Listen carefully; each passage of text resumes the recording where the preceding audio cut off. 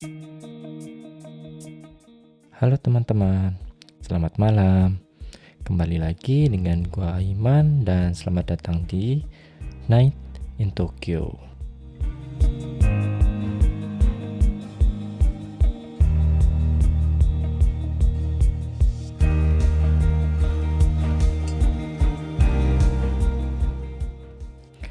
Halo teman-teman, kembali lagi dengan gua Aiman di Night in Tokyo. Gimana teman-teman kabarnya? Semoga kalian baik-baik aja, sehat-sehat aja, rezekinya juga lancar, semuanya lancar. Ya masih sehat lah meskipun masih corona juga. Terus ya seperti biasa udah 2 minggu. Saatnya kita ngobrol-ngobrol lagi tentang Jepang, tentang apapun yang terjadi di Jepang. Ngomongin apa yang terjadi di Jepang, teman-teman. Jadi pas banget kemarin malam ya. Pas banget kemarin malam itu. Jadi gua rekam ini kan pas hari Minggu banget. Minggu, jadi Sabtu malam kemarin itu tiba-tiba ada gempa sedikit di Jepang. Jadi ya sebenarnya nggak gede-gede banget juga, cuman dari pengalaman gua selama 4 tahun tinggal di sini, kayak ya itu udah cukup paling gede gitu loh yang gua alami, dan cukup lama juga durasinya gitu. Jadi nggak yang cuma beberapa detik terus hilang gitu, nggak kayak gitu. Jadi ya cukup gede sih, jadi kayak banyak ya barang udah goyang-goyang kayak gitulah lebih tepatnya. Jadi sebenarnya itu kayak ada gempa gitu, kurang lebih 7, berapa gitu, mungkin ya 6 atau 7 gitu. Cuman karena pusatnya bukan di Tokyo, jadi pusatnya itu ada di dekat laut, di dekat Fukushima sana. Jadi kalau kalian yang nggak tahu Fukushima itu di mana, itu kayak daerah di barat Tokyo. Jadi daerah di barat Jepang, di atas sedikit dari Tokyo. Jadi enggak yang berdampingan dengan Tokyo, jadi agak jauh. Nah di situ mungkin kalau di Tokyo yang gua alami sih nggak terlalu besar, cuman ya kalau di sana gue yakin sih itu gede banget gitu rasanya gitu dibandingin di Tokyo. Jadi ya alhamdulillah gue masih sehat-sehat aja. Nggak ada apa-apa gitu ya, cukup menarik lah. Kayak gitu. Jadi buat episode buat episode kali ini gue sendiri akan ngobrolin tentang pengalaman gue sendiri, teman-teman. Jadi seperti yang kalian udah tahu, gue udah 4 tahun lebih tinggal di Jepang, sekolah di Jepang, terus ngerasain part time job juga di Jepang. Terus sekarang gue udah mungkin bentar lagi hampir setahun kerja di Jepang sebagai desainer. Jadi gue pengen ngobrolin sesuatu yang mungkin buat kalian berguna juga gitu, dari pengalaman gue yang udah 4 tahun lebih tinggal di Jepang, dan gue pengen banget menyampaikan ini ke kalian gitu.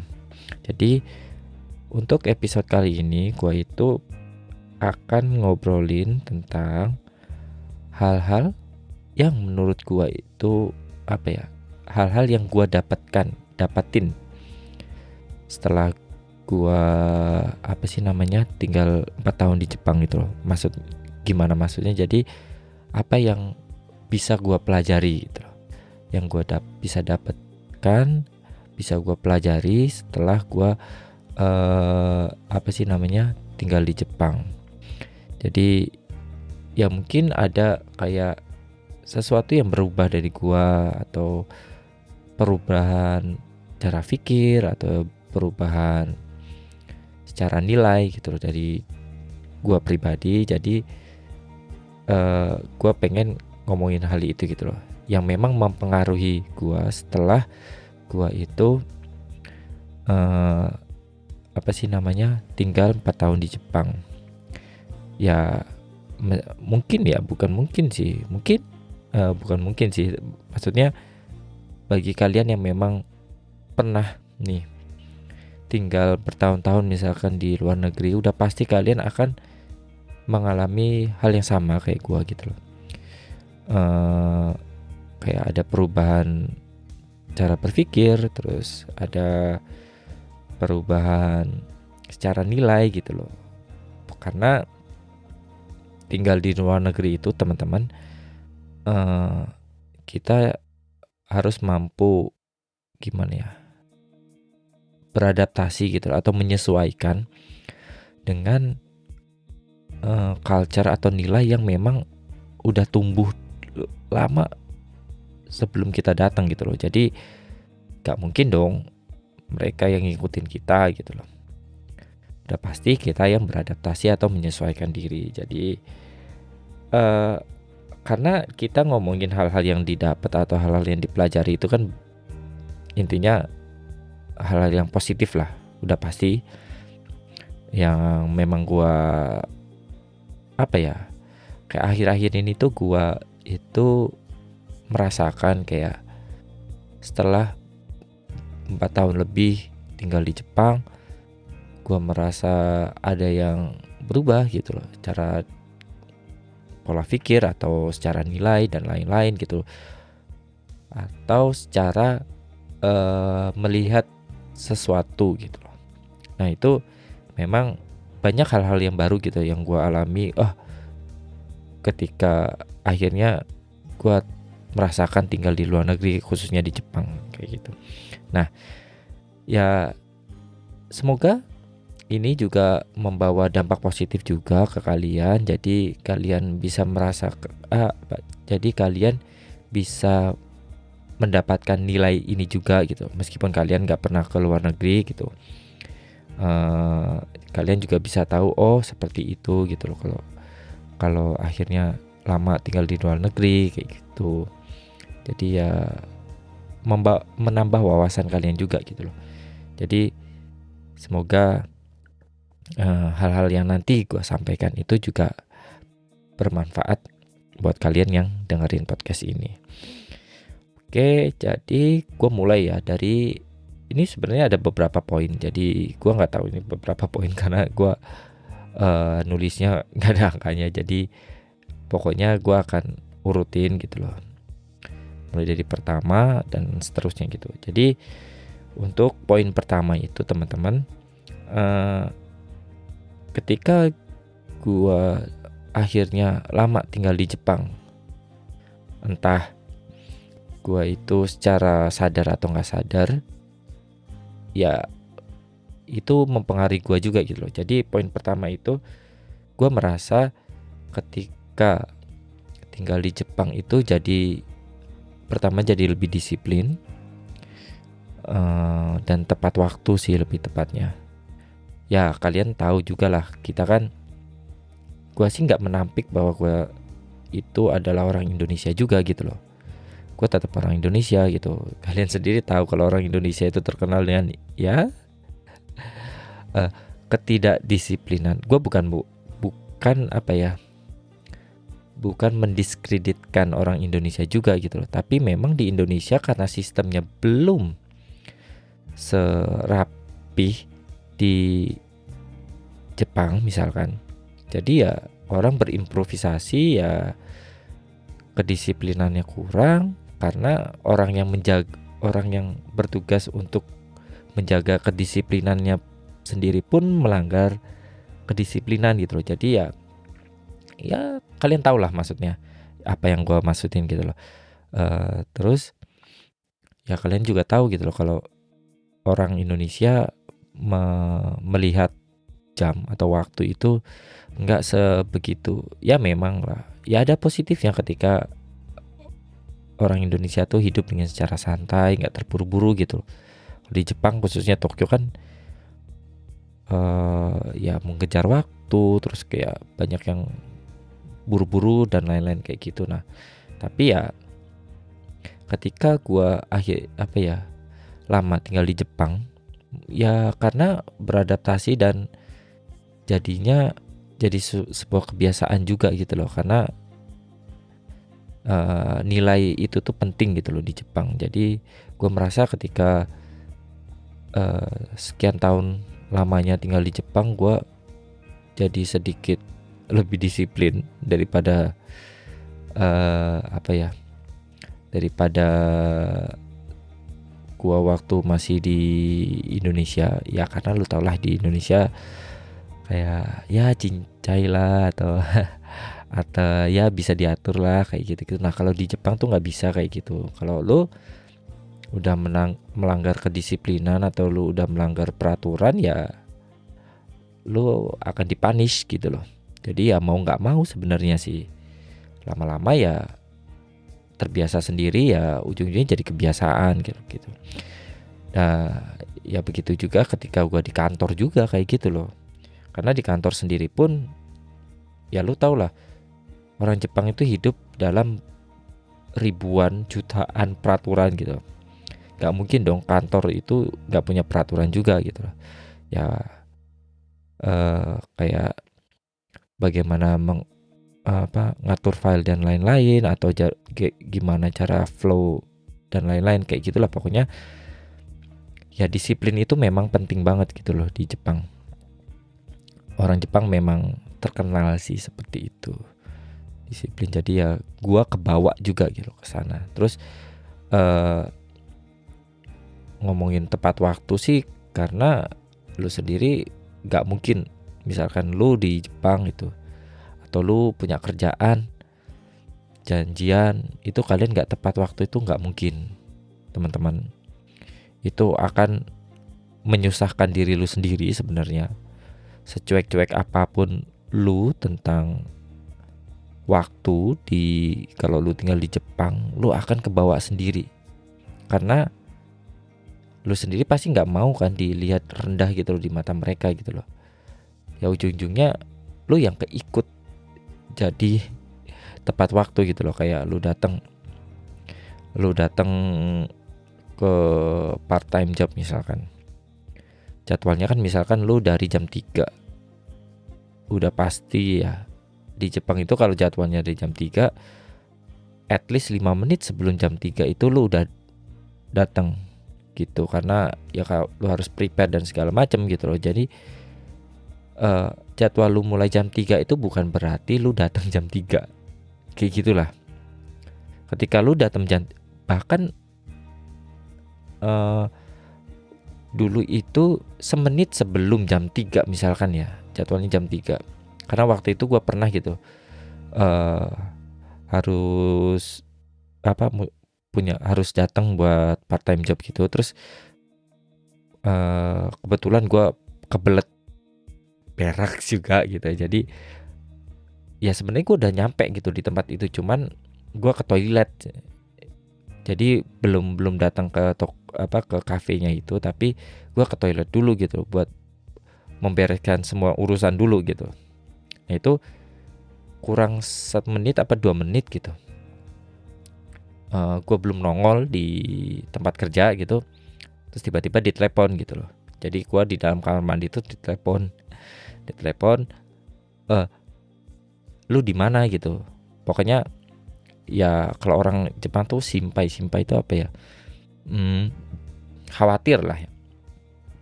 Jadi orang Jepang tuh khawatir gitu, kok belum datang gitu, dikiranya gue kenapa-kenapa kayak gitulah orang Jepang itu. Jadi waktu itu ditelepon, ya mau gimana lagi, gue bilang aja gue lagi di toilet. Sebenarnya gue udah nyampe, cuman gue lagi di toilet. Oh dikirain apa kayak gitu. Nah ya kayak gitu teman-teman. Bahkan lu dicariin jauh sebelum lu datang jam 3 gitu. Misalkan lu masuknya jam 3, karena yang menurut orang Jepang wajar itu bukan datang jam 3, tapi datang 5 menit atau 10 menit sebelum jadwal kerja lu gitu loh. Jadi segitunya sudut pandang orang Jepang tentang waktu kayak gitu teman-teman. Jadi jauh banget kan dengan Indonesia. Kalau Indonesia kan ya datang jam kerjanya jam 8, sebisa mungkin jam 8 pas itu nyampe gitu loh. Kalau orang Jepang enggak, kalau jadwalnya jam 8 at least 10 atau 5 menit sebelum jam 8 tuh kalian udah datang. Nah, itu sih. Itu orang Jepang. Nah, ya itu tuh berlaku ke segala aspek sebenarnya teman-teman di Jepang. Mulai dari pertemanan, janjian sama orang, terus sekolah, kerja, part time, atau lu datang ke lurahan, lu mau ngurus sesuatu, itu tuh sangat-sangat punya aspek gitu loh, jam di kehidupan orang Jepang. Jadi buat kalian yang memang tertarik nantinya datang ke Jepang, ya jangan remehkan itu teman-teman. Jangan remehkan masalah waktu dengan orang Jepang gitu, karena mereka sangat sangat menghargai atau sangat memiliki nilai lah dalam ketepatan waktu itu tuh teman-teman. Jadi ya itu anggaplah udah menjadi bagian hidupnya mereka tuh kayak gitu. Nah, itu untuk poin pertama. Terus poin keduanya adalah gua sedikit menjadi lebih terorganisir atau tersistematis dalam melakukan sesuatu gitu. Mungkin ya karena kerjaan juga gitu loh. Ya mungkin kalian udah bosen gitu loh dengerin gua bilang kalau orang Jepang itu memang lihai atau paling pinter dalam menciptakan sebuah sistem. Itu nggak bohong teman-teman. Jadi dimanapun kalian bekerja di Jepang, mau jadi apapun, entah lu jadi buruh, entah lu jadi kuli di Jepang, entah lu jadi supir taksi atau tukang bersih-bersih, semua pekerjaan di Jepang itu pasti ada sistemnya. Jadi nggak yang ya udah lu kerja pokoknya tugasnya ini dan selesai gitu loh. Enggak gitu doang sebenarnya kalau lu kerja di Jepang. Jadi misalkan nih contoh, gua itu bekerja sebagai desainer dan menjadi desainer di Jepang itu nggak cuma lu ngedesain terus bagus, that's it, enggak gitu loh. Jadi di Jepang itu ya oke, lu kerja sebagai desainer, tapi semua file yang udah lu kerjain misalkan, atau semua perubahan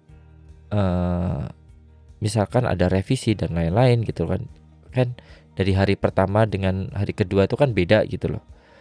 Terus sekecil apapun itu tuh mereka menciptakan sebuah sistem supaya file yang kita buat, ya kan, dan sejauh mana perubahan file yang udah kita kerjakan, prosesnya, progresnya, itu tuh sekecil apapun, sebisa mungkin semua orang selain gua itu tuh misalkan dipindah tangan kan pekerjaan itu tuh mereka bisa ngerjain juga gitu loh teman-teman. Sampai nama filenya, nama misalkan kalau di Photoshop nama layernya dan lain-lain itu semua ada peraturannya sebenarnya teman-teman di Jepang. Jadi dan setiap hari semua file yang udah gua kerjakan gitu, karena ini remote ya. Bahkan kalau nggak remote pun mereka udah punya server sendiri gitu loh buat pekerjaan mereka. Jadi semua pekerjaan yang udah gua simpen di komputer itu selalu harus di upload ke server gitu supaya semua orang bisa akses dan lain-lain kayak gitu. Nah, bagaimana orang Jepang mengorganisasikan atau mengorganisasikan sesuatu dan mensistemkan sesuatu di lingkungan kerja mereka atau di lingkungan kehidupan atau di kehidupan mereka, sebenarnya nggak cuma pekerjaan sebagai full time doang. Waktu gua kerja di kafe pun gila, sedetail apapun, cara begini, cara membersihkan ini, peraturannya yang nggak boleh ini dan nggak boleh itu tuh ada semua sebenarnya teman-teman, dan sangat detail gitu. Dan itu tuh diciptakan supaya memudahkan semua orang untuk mengakses gitu loh, untuk mengerti ya. Meskipun kadang-kadang ya wajar lah, karena gue sendiri juga masih orang Indonesia, kayak aduh lebay banget kadang-kadang kayak gitu. Tapi ya gimana, itu menjadi budaya mereka gitu loh, cara hidup mereka ini emang seperti itu. Jadi ya kita harus mencoba mengerti dan beradaptasi, balik lagi ke situ gitu loh. Jadi ya terus mengenal kayak gitu lama-lama, pertama kayak aduh lebay banget, aduh ribet banget. Lama-lama jadi terbiasa sendiri. Terus lama-lama kalau kerja itu, kalau ada hal yang memang agak aneh secara sistem dan organisasi kayak gitu-gitu, terus kayak gitu-gitu tuh gue sendiri jadi merasa ragu sendiri gitu loh teman-teman. Jadi merasa bingung sendiri gitu loh. Jadi tetap harus konsultasi dan lain-lain gitu ke orang yang memang lebih tahu. Nah kayak gitu-gitu. Mungkin kalau dulu gue masih kerja di Indo, ya improve aja gitu loh. Biasanya sih kayak gitu, improve aja, kayak paling kayak gini aja gitu lah, paling kayak gini nggak apa-apa ya, karena kita tahu gitu loh, orang Indonesia ya secara sistemnya belum serapi orang Jepang. Udah pasti kita tahu bahwa mereka bakal memaklumi juga gitu loh. Kita sama-sama saling memaklumi gitu loh. Nah kalau di Jepang tuh lu nggak bisa kayak gitu. Jadi gue sendiri juga takut gitu loh kalau membuat kesalahan gitu loh. Asal lu tahu gitu, di tempat gue kerja itu per tahun atau per bulan, pokoknya setiap tahun itu selalu ada report di tempat gue itu. Ada report seberapa banyak kita salah print. Entah itu tulisannya salah, atau teksnya salah, atau gambarnya salah, apapun pokoknya barang yang udah final, yang di-deliver ke klien itu miss. Nah itu mereka hitung teman-teman per tahun gitu. Mungkin tahun ini agak banyak sih, reportnya tuh agak banyak tahun ini. Kemarin ada berapa minggu lalu ada meetingnya membahas tentang itu. Tahun ini tuh agak banyak karena ya lu tau lah, remote, terus work from home, semuanya kerja di rumah dan lain-lain, terus komunikasinya gak bagus, ya itu mempengaruhi juga gitu. Jadi tahun ini agak banyak. Tapi yang perlu kalian tahu, beberapa tahun itu kayak dalam satu tahun itu bisa cuma 1 atau 2 miss. Segitunya teman-teman, saking menjaga kesempurnaannya. Kalau kita di Indo ya, kalau cetakan sih ribet kan, maksudnya mereka hitungannya bukan pas waktu cetak doang, pokoknya file itu di delivery itu juga udah termasuk gitu loh, file final yang udah di deliver gitu. Nah itu mereka ngitung teman-teman, bahkan sebelum naik cetak gitu. Dan mereka bukan cetak doang ya, maksudnya kayak desain yang outputnya secara digital atau apapun itu, pokoknya semuanya dihitung lah, nggak cetak doang ya. Jadi semua project dihitung. Nah, itu beberapa tahun lalu itu kayak cuma 1-2 miss gitu teman-teman. Dan perlu yang kalian tahu juga, mereka itu menargetkan tiap tahun itu adalah 0 miss. Segitunya teman-teman. Ya mungkin pertama-pertama sih kayak gua, what? Emang bisa ya segitunya gitu loh. Tapi ya ini Jepang teman-teman. Terus lama-lama ya terbiasa dan nggak heran juga gitu loh. Mereka memang secara flow kerja, terus cara kerja pun ya pada dasarnya rapi. Ya mau gimana gitu. Bahkan miss kayak gitu tuh bagi mereka sangat-sangat apa ya, sangat-sangat masalah gitu loh teman-teman. Jadi ya wajar aja sih menurut gue kalau mereka memang tiap tahun menargetkannya nggak boleh ada miss sama sekali. Nah itu adalah poin kedua. Ya bayangkan ketika lu hidup dalam lingkungan yang seperti itu, kayak gitu. Jadi nggak perlu disuruh pun udah pasti kalian akan ke bawah sendiri nggak sih gitu loh. Kayak gitu juga yang gue alami gitu loh ketika gue udah lama banget tinggal di Jepang. Terus yang selanjutnya adalah yang berapa dia? Ketiga. Ini nggak ada hubungannya dengan yang poin pertama kedua, tapi poin ini tuh lebih apa ya? Lebih subjektif mungkin. Lebih ke apa ya? Ke pendapat gue gitu loh. Jadi poin ketiga itu adalah akhirnya gue bukan akhirnya sih, gue menyadari gitu loh bahwa apapun yang kita pegang dan kita yakini ketika kita hidup di Indonesia misalkan, apapun yang kita anggap benar ketika kita besar di Indonesia itu akan memiliki nilai yang sama ketika kita pergi ke negara lain gitu loh teman-teman.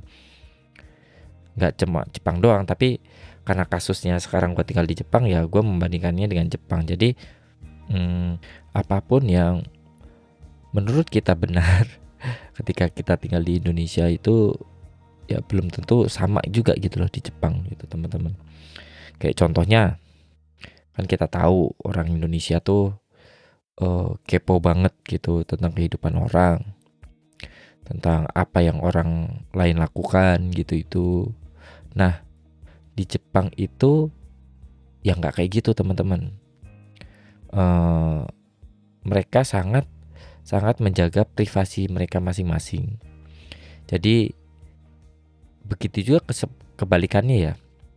Mereka nggak mau dikepoin, mereka sendiri juga nggak mau kepoin orang juga gitu loh teman-teman. Jadi kalau kalian pikir misalkan nanya sesuatu yang pribadi kalau ke orang yang baru kenal gitu, orang yang baru ketemu di Jepang itu fine-fine aja, kadang-kadang itu enggak teman-teman.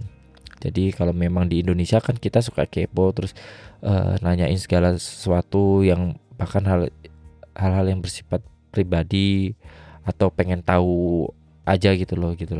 Nah itu kalau di Indonesia mungkin ya orang fan aja gitu loh.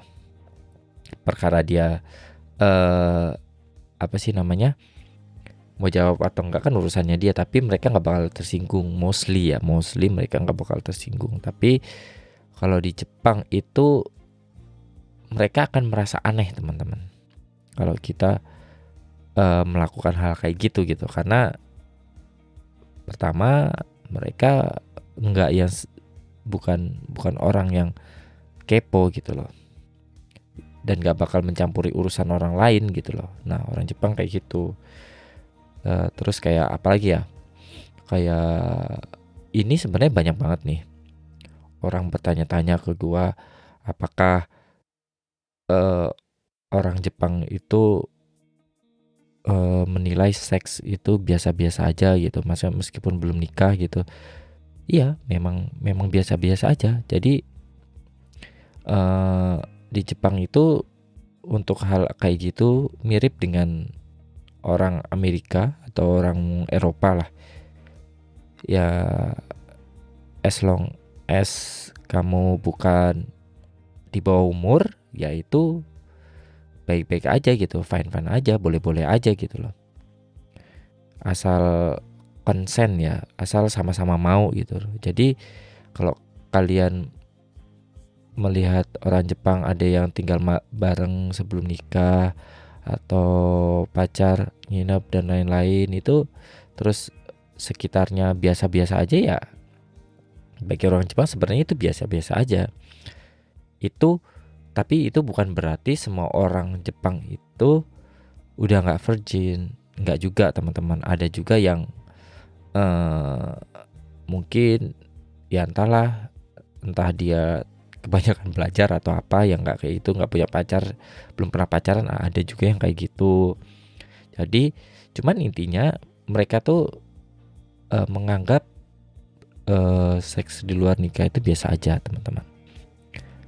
Beda dengan apa yang kita pegang di Indonesia gitu lah. Nah kayak gitu. Terus ya ada yang kayak gitu. Terus ya kayak jam karet gitu, jam karetnya Indonesia. Kita kan santai-santai aja gitu lah. Ya udahlah, maksudnya telat 5 menit gitu kan, ya udahlah gitu. Nah bagi orang Jepang tuh enggak. 5 menit itu bukan telat 5 menit itu bukan hal yang sepele bagi orang Jepang. Bahkan kalau bisa lu datang sebelum 5 menit sebelum gitu loh. Nah, terus kayak gitu. Terus ada lagi kadang kita kalau di Indonesia itu misalkan janjian nih. Janjian terus apa sih namanya? Tahu-tahu waktu kita ngumpul gitu, misalnya janjiannya jam 10 nih. Oke, janjiannya jam 10. Terus waktu jam janjian itu tiba-tiba dia ditunggu nggak ada gitu, misalnya nggak ada. Terus tahu-tahu dia saat itu juga itu tuh dia ngabarin, terus dia nggak bisa gitu loh. Nah kayak gitu tuh. Nah mungkin kalau orang Indonesia, kalau kita tinggal di Indonesia terus teman-teman kita orang Indonesia itu kayak ya itu hal biasa aja. Ya udahlah, nggak datang kan, ya udah kita have fun sendiri atau gimana gitu. Atau misalkan ngumpul 4 orang tuh satu tiba-tiba nggak bisa, ya biasa aja itu. Maksudnya bukan hal yang besar gitu loh. Cuma hal sepele doang mungkin ya kayak gitu. Nah cuman kalau di Jepang itu kayak janji dan tepat waktu itu kayak beneran bukan hal sepele teman-teman. Jadi hati-hati gitu. Karena dulu waktu gua masih sekolah bahasa gitu, terus gua janjian sama orang Baito, teman Baito, buat janjian makan atau jalan kayak gitu-gitu. Berapa orang lah pokoknya kayak gitu. Ada satu teman gua itu memang suka apa ya? Maksudnya teman itu orang Indo ya. Maksudnya kalau misalkan lu nggak tertarik buat datang gitu saat itu, ya lu bilang aja nggak bisa gitu loh. Jangan ketika kita ngumpul-ngumpul sama orang Jepang itu, ayo kita makan gitu, terus, oh iya kapan terus iya kayak gitu terus kita kayak menjanjikan seolah-olah iya itu loh datang, terus di hari hanya di jam yang udah ditentukan tiba-tiba dia nggak ada. Terus kita tungguin dong, terus kita telepon, tiba-tiba dia message, wah gua nggak bisa gini. Nah mungkin bagi dia orang Indonesia, bagi dia itu bukan hal yang besar gitu, itu hal sepele gitu loh. Tapi itu bukan hal yang sepele bagi orang Jepang gitu loh. Ya mungkin ada yang chill gitu juga, ada orang orang Jepang itu. Tapi buat mereka itu bukan hal sepele gitu loh. Dan gua apa ya namanya, mengalami kejadian yang sama dengan orang yang sama itu kayak 1, 2, 3 kalian lah kayak gitu. Jadi itu bukan hal yang sepele teman-teman gitu loh bagi orang Jepang gitu. Sampai-sampai orang Jepang sendiri kayak udah tahu gitu, paling dia nggak dia mah kayak gitu gitu. Jadi dia mah emang kayak gitu gitu loh, nggak bakal tepat janji gitu. Dan itu dia, si orang Jepangnya itu ngomongnya nggak biasa aja, maksudnya sedikit merendahkan sih secara yang gue lihat, yang gue rasakan ya, merendahkan orang ya, teman gue yang orang Indonesia kayak gitu lah. Nah mungkin kebiasaan kayak gitu di Indonesia ya kayak fine aja lah kayak gitu, tapi kebiasaan kayak gitu di Jepang itu kita nggak bisa teman-teman kayak gitu. Apalagi waktu itu ada satu ketika kan kita berencana makan bareng kan. Jadi kalau di Jepang itu waktu reservasinya kan kita harus bilang kan ke ke restorannya itu berapa orang. Oke lah taruh aja 5 orang gitu. Nah, meskipun kita belum bayar atau nggak ada DP, tapi restoran itu udah menyiapkan makanan itu untuk 5 orang teman-teman. Oke. Yang berarti ketika kita datang makan di tempat itu dan 1 orang itu nggak ada, otomatis gimana? Otomatis ya kita tetap harus bayar harga sebanyak buat 5 orang itu. Ya makanan buat dia itu meskipun dia nggak ada tetap bakal datang teman-teman. Kayak gitu. Nah, lalu siapa yang bayar buat itu? Ya ujung-ujungnya kita patungan buat nutupin dia yang nggak datang, dan kan dia nggak bayar juga gitu loh. Jadi kita yang nutupin gitu loh, kita yang nombokin kalau kata orang Indonesia. Makanya untuk hal-hal kayak misalkan di Jepang lu janjian nomikai, lu janjian makan, apalagi yang harus reservasi, itu jangan sampai lu di di jam saat lu dateng itu lu bilang nggak bisa gitu loh. Itu bener-bener problem banget bagi mereka gitu. Apalagi ya itu yang gue bilang harus reservasi gitu, karena ujung-ujungnya nominal yang harus kita bayarkan kan 5 orang, misalkan tadi 5 orang ya, meskipun yang datang 4 ya ujungnya kita sendiri, kita lah yang bayarin punya dia gitu loh. Nah itu jangan kayak gitu teman-teman kalau di Jepang gitu loh. Ya ya nggak tahu sih, ya maksudnya gue nggak tahu maksudnya problem dia apa, masalahnya dia apa juga nggak tahu. Maksudnya gue juga bukan orang yang bisa menjudge dia kayak gimana, tapi misalkan lu tinggal di Jepang terus ada nomikai dan lain-lain, kalau memang lu nggak bisa atau memang lu misalkan nih lagi nggak ada duit misalkan kayak gitu, ya lu bilang gitu loh, bilang ke mereka kayaknya gue nggak bisa gitu dan lain-lain gitu loh. Jangan bilangnya bisa tapi nggak datang, terus bilangnya pas kita udah nungguin lagi kayak gitu, terus tiba-tiba gue nggak bisa nih. Nah itu nggak bisa tuh orang Jepang kayak gitu. Terlebih ya udah reservasi kayak gitu. Ya gue pribadi sebagai orang Indonesia sih ya santai-santai aja gitu loh, tapi orang Jepang kan belum tentu gitu loh. Nah misalkan lu nanti kalian di Jepang ada janjian apa sih namanya, kayak nomikai. Nomikai itu apa ya? Kayak minum-minum atau makan-makan lah dengan orang Jepang, pastikan lu emang bisa hari itu gitu loh. Kayak gitu. Kalaupun nggak bisa, ya at least jauh sebelum jam yang ditentukan lu bilang nggak bisa gitu loh. Jadi mungkin kita bisa mengkonfirmasi ke apa sih namanya, ke restorannya, supaya misalkan orangnya dikurangin karena yang ini nggak bisa. Nah, jangan sampai kita udah di restoran terus dia baru bilang aduh nggak bisa. Nah, itu kacau sih teman-teman, nggak boleh kayak gitu, karena ujung-ujungnya kita nggak bakal bisa ngurangin jumlah orangnya di restoran itu, apa yang buat reservasi itu, dan ujung-ujungnya kita yang bayar jatahnya dia, kayak gitu teman-teman.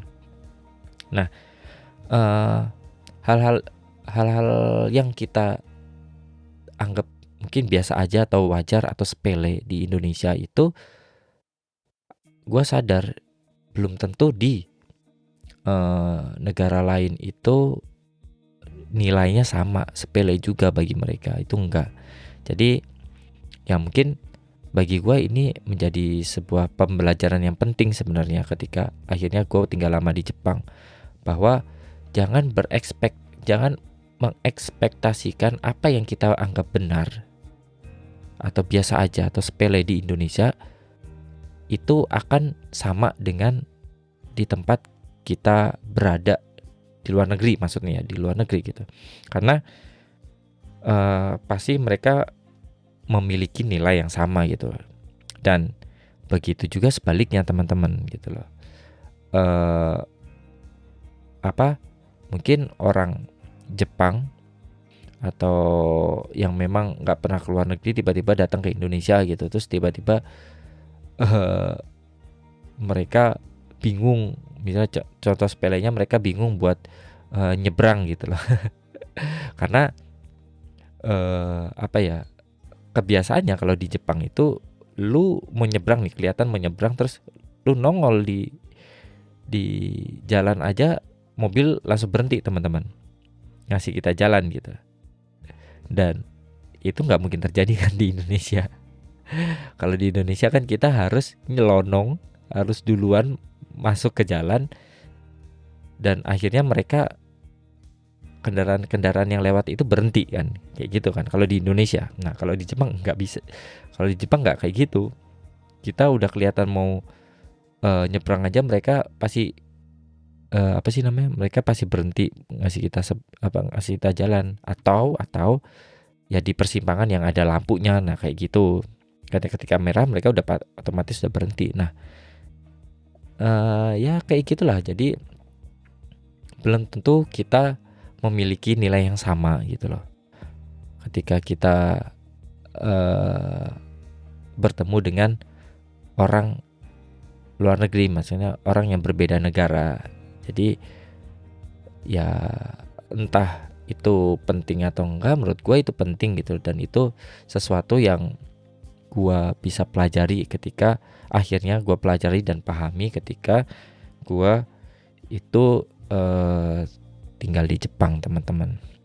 Terus next poinnya itu adalah jujur gue di Jepang itu jadi belajar tentang bertoleransi sebenarnya, dan cukup untuk mengesampingkan ego kita gitu, ego atau sudut pandang kita, dan memaksakan itu ke orang lain gitu, dan mencoba untuk ya bertoleransi aja gitu loh. Karena ya itu yang seperti yang poin sebelum gua bilang itu, bahwa kita memiliki nilai yang beda gitu loh. Nah, itu gua cukup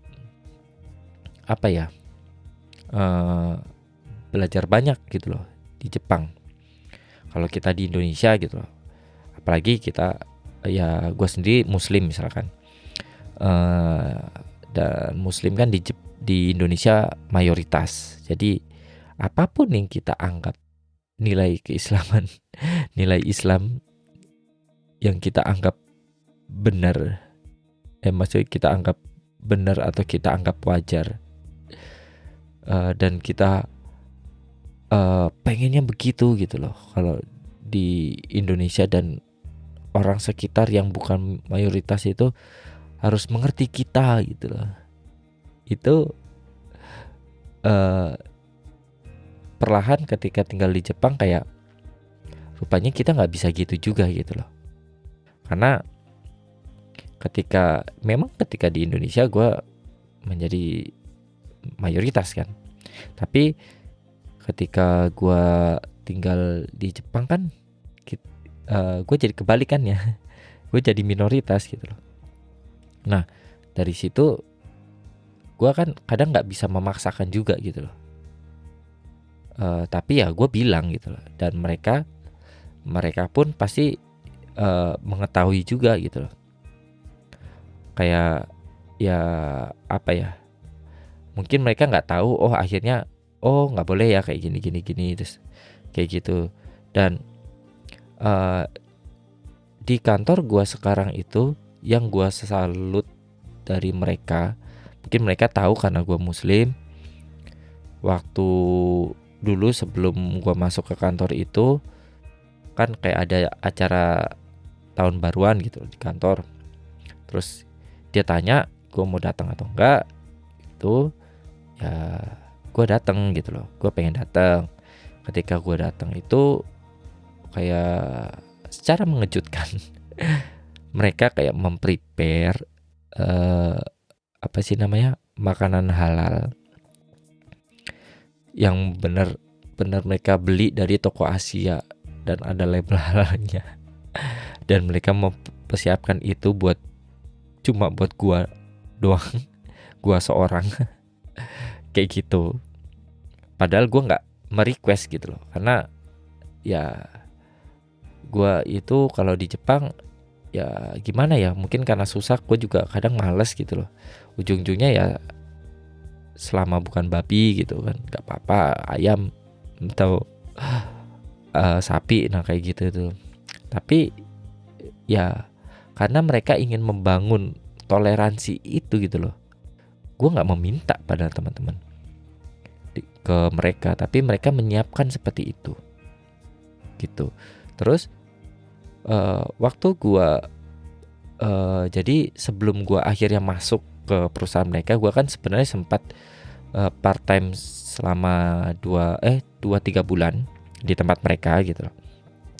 Jadi ya meskipun akhirnya sekarang masuk terus tapi nggak pernah ke kantor gara-gara work from home, tapi gue sempet 2-3 bulan pergi ke kantor, ke tempat mereka gitu, kantor mereka. Saat itu tiba-tiba kayak ada sebuah meeting sebenarnya teman-teman, yang menanyakan apakah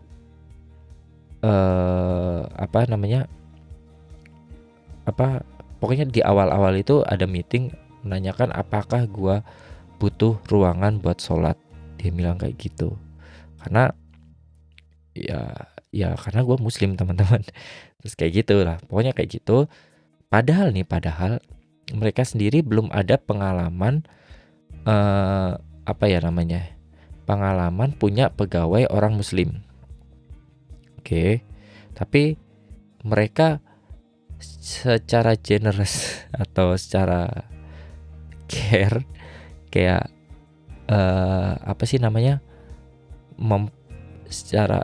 memprovide gitu loh.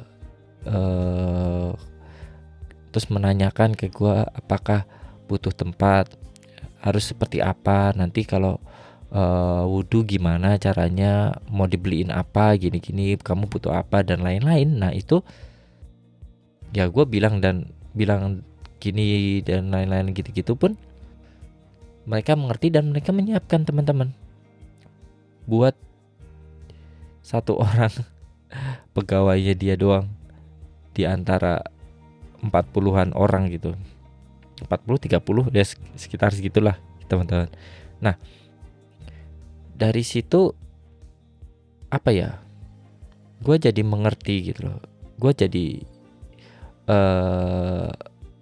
tahu rasanya gimana menjadi orang minoritas yang sangat dihargai gitu loh teman-teman. Karena perasaan itu tuh nggak bisa gue rasakan ketika gue di Indonesia gitu loh. Lo kalau di Indonesia mau sholat aja gitu loh, ya kan? Dimanapun lu bisa gitu loh. Di Indonesia gitu loh. Di mall pasti ada, ya kan? Di tempat apapun pasti ada. Lu nggak bakal sulit mencari masjid gitu loh di Indonesia. Untuk cari tempat sholat lu nggak bakal susah gitu loh di Indonesia gitu. Tapi ini lain cerita ketika lu tinggal di Jepang gitu loh, dan mereka menunjukkan attitude itu atau toleransi itu ke gua, itu kayak menjadi segitu rasanya ketika lu menjadi minoritas tapi dihargai gitu loh, di provide gitu, bukan secara bukan secara ya udah urusan lu, urusan gue gitu loh, bukan kayak gitu. Tapi ini lebih ke lu kan memiliki keyakinan yang berbeda, ya kan?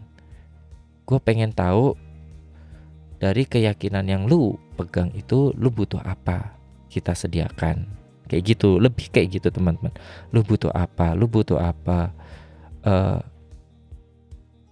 Ya ujung-ujungnya sistemnya mereka yang beradaptasi gitu. Karena ya ini masalah keyakinan kan, mereka juga nggak mau mengganggu itu selama ya toh sebenarnya nggak mengganggu sistem mereka juga, cuman memang ada waktu-waktu tertentu harus sholat gitu, kayak gitu aja.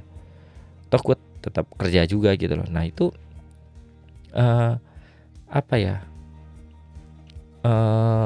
toleransi itu tuh jadi membuat gue berpikir bahwa kenapa kita sendiri yang orang Indonesia, misalkan yang di Indonesia kan pada mayoritasnya Muslim, gak berpikir sesuatu yang sama gitu loh, bukan menjadikan kita sebagai orang yang superior gitu loh. Ngerti nggak maksudnya? Gue sih nggak ngomongin orang Indo atau apa gitu ya. Rupanya ketika kita punya keyakinan dan kita berbeda dan kita minoritas di antara mereka dan kita dihargai, itu tuh bernilai banget gitu loh teman-teman. Dan itu akan membuat gua sendiri menghargai mereka juga teman-teman. Karena mereka menghargai gua menghargai mereka gitu, dan gua juga jadinya nyaman dan gak pengen mengecewakan juga gitu loh, kayak gitu. Nah dari situ pun akhirnya gue belajar bahwa gue belajar banyak tentang toleransi, terus kayak mencoba menerima dan memahami sudut pandang mereka gitu. Karena mereka berusaha memahami gue pun akhirnya berusaha memahami mereka juga gitu loh, sudut pandang mereka gimana, sebagai orang Jepang tuh kayak gimana. Ujung-ujungnya ya ego kita masing-masing tuh dikesampingkan gitu loh. Karena ya mungkin itu kadang itu cuma bisa dirasakan ketika lo gak tinggal dan gak berkumpul dengan orang yang sekomunitas gitu loh, sepahaman yang sama gitu. Ketika kita banyak berkumpul dengan orang-orang yang gak banyak sepaham gitu, tapi bekerja dalam ruang yang sama atau atap yang sama, nah atmosfer atau environment kayak gitu tuh akan terbentuk gitu loh teman-teman. Karena yang orang asing sendiri di tempat gua itu bukan cuma gua doang teman-teman. Jadi di tempat gua tuh ada satu orang Chinese yang orang asing ya, satu ada orang Korea, satu orang Indonesia dan itu gua, dan satu orang Spanyol. Dan mereka kayak punya sudut pandang sendiri, punya jalan pikir sendiri, punya nilai sendiri yang berbeda dari kita. Dan itu jadi menurut gue itu menjadi sesuatu yang menarik gitu loh, dan membuat gue menghargai toleransi dan mengesampingkan ego juga gitu loh, kayak gitu. Nah itu menurut gue ketika gue itu tinggal lama di Jepang, gue banyak belajar di situ gitu loh teman-teman. Jadi nggak yang sebegitu gimananya lah tentang perbedaan gitu-gitu. Oke gitu, gimana ya, kayak udah kayak gitu aja gitu. Jadi nggak memaksakan yang ini tuh benar gitu, apa yang itu tuh salah, yang ini tuh benar, enggak gitu loh. Kita punya versi benar masing-masing gitu loh teman-teman, kayak gitu.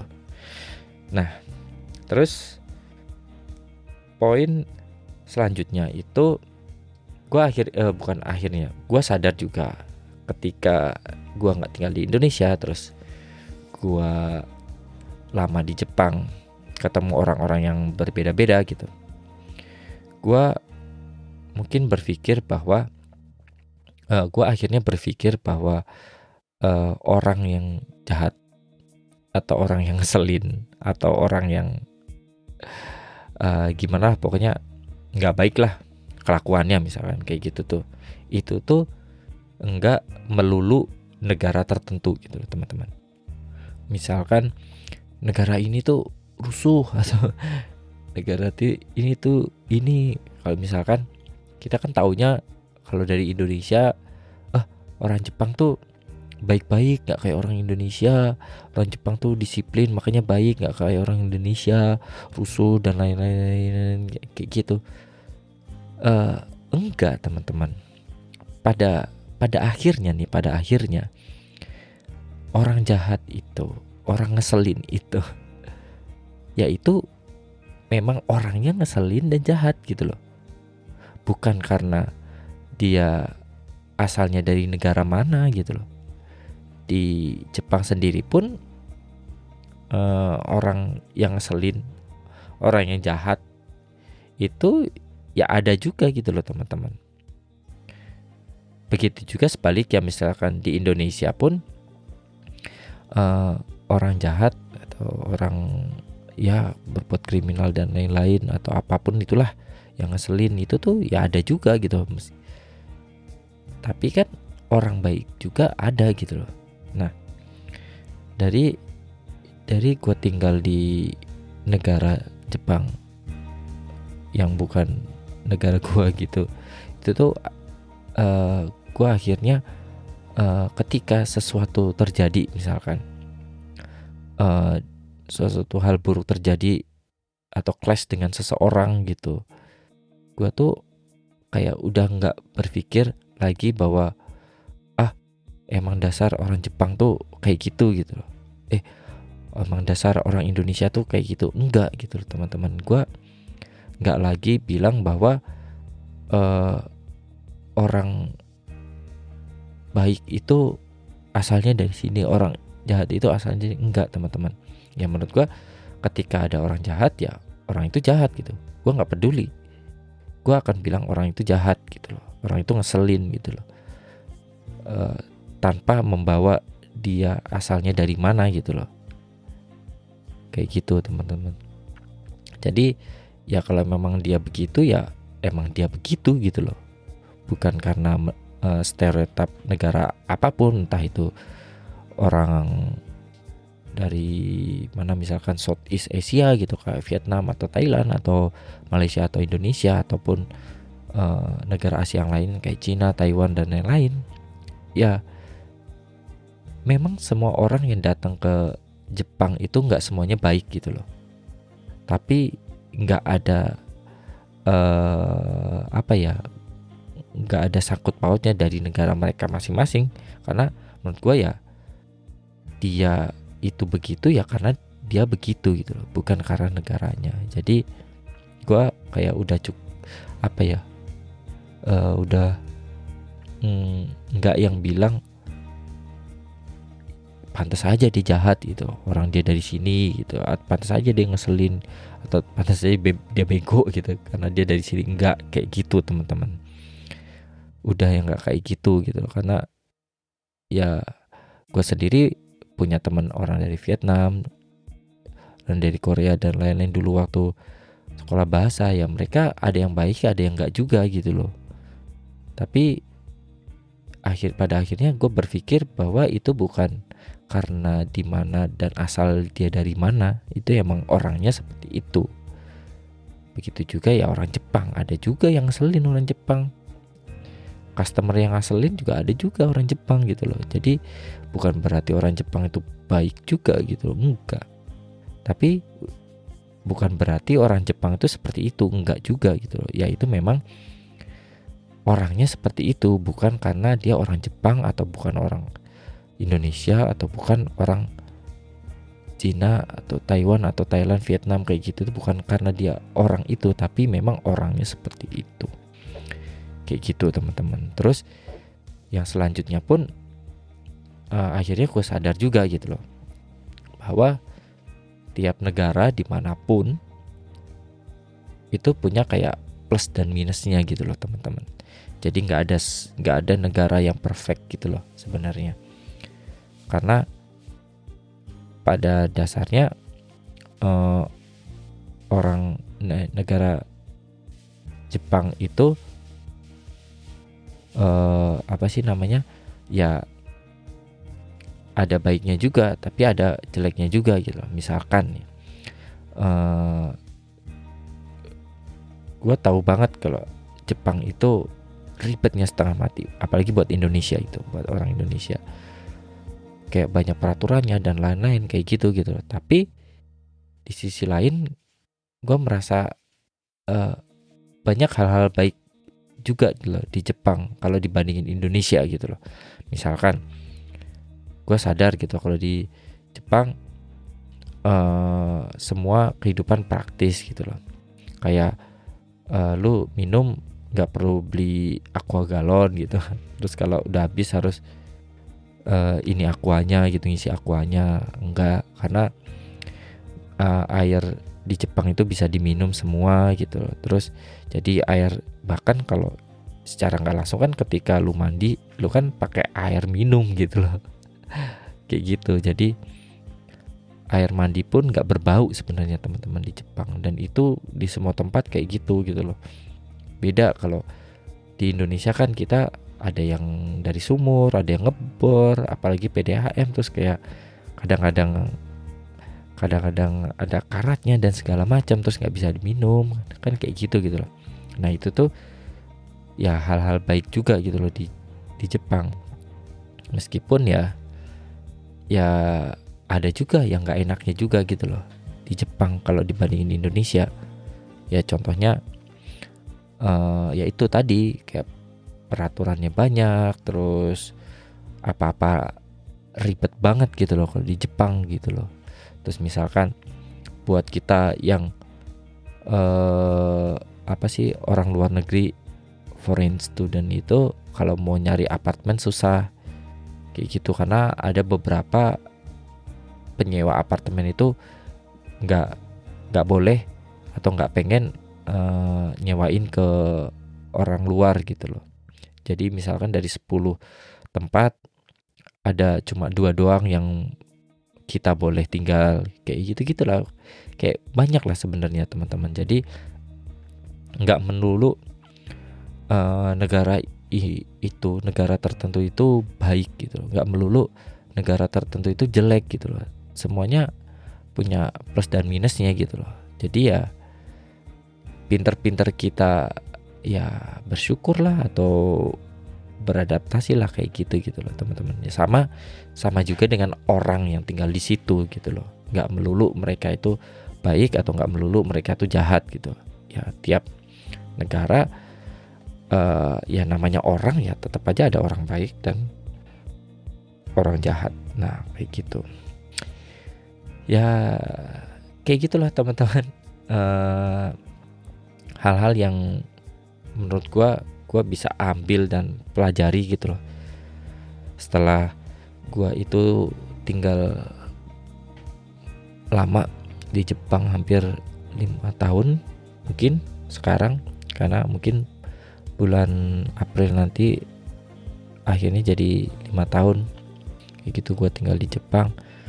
Dan ya semoga apa yang gue sampaikan tadi juga membuka wawasan kalian juga tentang cara hidup atau pola pikir, jalan pikir kayak gitu. Meskipun kalian ya nggak tahu ya, mungkin kebanyakan orang yang tinggal di luar negeri itu akan berpikir yang sama juga sih kayak gue sebenarnya ya, dimanapun, nggak di Jepang doang gitu.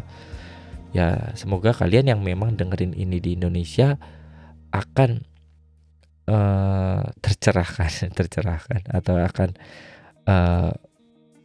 bisa bisa mendapatkan sisi positifnya juga dan menambah luas wawasan kalian juga dari seluruh pengalaman yang gue sampaikan di episode kali ini. Oke teman-teman, sekian dulu sepertinya buat episode kali ini. Jadi terima kasih buat kalian yang udah dengerin, yang gak bosen-bosen datang lagi ke Night in Tokyo, terus dukung Night in Tokyo. Terus jangan lupa buat kalian yang memang belum follow Instagram Night in Tokyo, bisa di follow, cari aja Instagram night.in.tokyo, atau kalian bisa juga kunjungin website Night in Tokyo di www.nightintokyo.com. Jadi kalau kalian mau tanya-tanya apapun yang berkaitan dengan Jepang, bisa komen aja di Instagram atau dimanapun, bebas. Atau bisa email gue juga. Kalian bisa cari emailnya di di deskripsi podcast ini. Jadi sekian dulu buat episode kali ini teman-teman. Sampai jumpa 2 minggu lagi di episode selanjutnya. Dan selamat beristirahat dan selamat menjalani aktivitas kembali besok pagi di hari Senin. Sampai jumpa lagi di episode mendatang, dan sekian dulu dan sampai jumpa lagi. Bye bye.